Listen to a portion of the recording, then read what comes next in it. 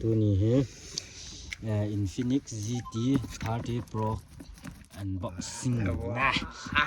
ดูให้นี่เปิดมาขนาดจ้าห้องโง่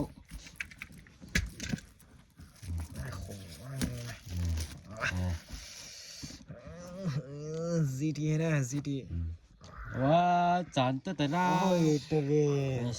หอยมองๆเห็นโปรเม็กซ์ไอ้ว่าโปรดีเซคันด์เฮียนะให้ละกิโลนี่ No God please no no ได้มั้ยFirst year นะอ๋อ yeah boy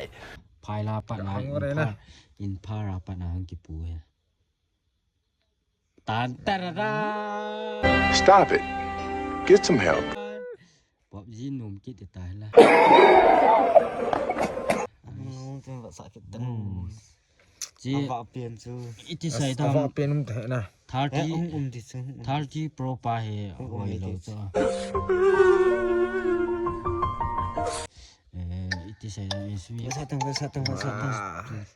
Nice โปรลักลูกนี่ก็ไม่เข้าใจลังอะไรกิดhacker นะโอ้ยพอส่งมานะสวยบอยนะว่าไปเปิดหนาวไหนนะอันถ้าได้กิจจะต้องมีจะเริ่มกับเวทสาวิเมโอนะเจ๋งแล้วพอเปิดนะก็หกจังวะจะปีเหตุไทยนี่ดิ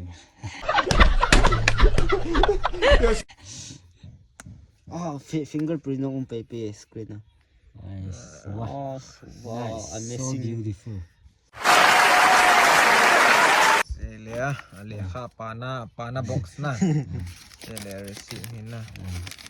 receipt ni enggak juga kasih apa Infinix GT 30 Pro 25,000 oh my god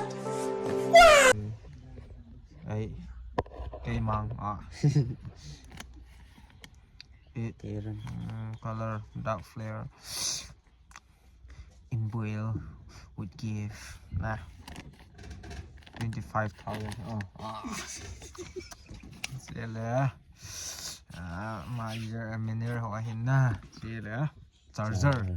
เสียเลยแค่เพียงGPAต่อกิโลGPS เป็นโอ้เมริท certificate เนี่ยสิสิอันไหนป่ะ ฟอนต์ second year นี่เหลือไปสอง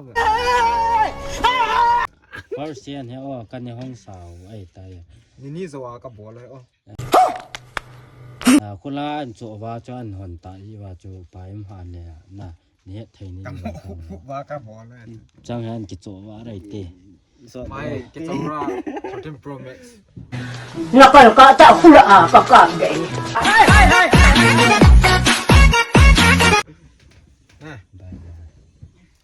dạ hết luôn nè đây có cọp bắn người thì có kỳ cùng tụ tàu ê có linh phiên chú không chỉ một sọ tàu nó lẩu vậy cái ta xài như là